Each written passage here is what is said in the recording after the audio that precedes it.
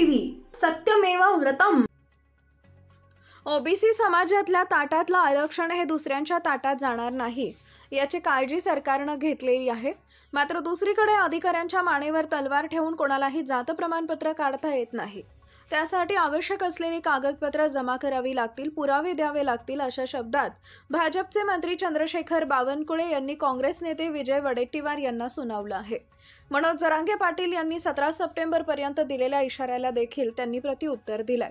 प्रसार माध्यमांशी बोलताना बावनकुळे म्हणाले की ओबीसींच्या ताटातलं आरक्षण हे दुसऱ्यांच्या ताटात जाणार नाही याची काळजी सरकारनं घेतली आहे। सरकार ओबीसींची काळजी घेत आहे। ओबीसीसाठी जे करणं शक्य आहे ते सर्व निर्णय आपण घेत आहोत। या संदर्भात कॅबिनेट उपसमितीची बैठक 10 तारखेला सकाळी 11 वाजता बोलवण्यात आली आहे।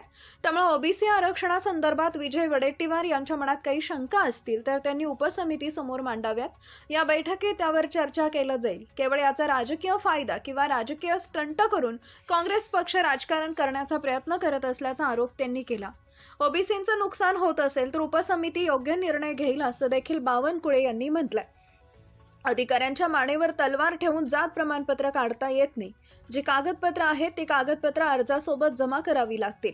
ती दिल्यानंतरच प्रमाणपत्र मिळेल। ओबीसी प्रमाणपत्र द्यायचं असेल किंवा इतर कोणतेही प्रमाणपत्र द्यायचं असतील तर प्रमाणपत्र देताना विभागाच्या वतीनं त्या प्रमाणपत्र देताना काही फॉर्मॅट असतो। त्यासाठी लागणारी कागदपत्रांची यादी असते, अर्जाचे नमुने आहेत, त्यासाठीची कागदपत्र लागतात, ती सर्व जमा करता येतात। प्रमाणपत्र देताना अति कुणबी नोंदी आहेत त्यांचा दाखला द्यावा लागणार असल्याचं बावनकुळे यांनी म्हटलंय।